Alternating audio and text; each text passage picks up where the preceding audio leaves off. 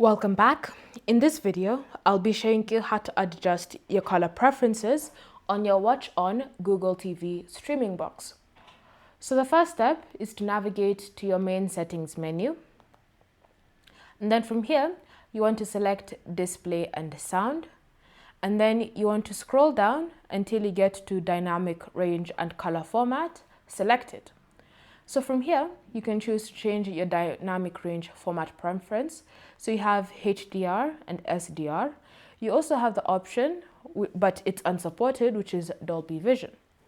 If you want to further customize it, you have the option to match the content dynamic range.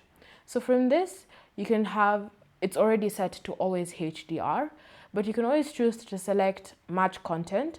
And so if you select this, it means that the dynamic range of the content, basically what the content was filmed in, is what you'll be seeing on your TV. So it's up to you to decide how you want to customize this to your liking. Thank you for watching. If you have any questions or comments, leave them down below and we'll get back to you.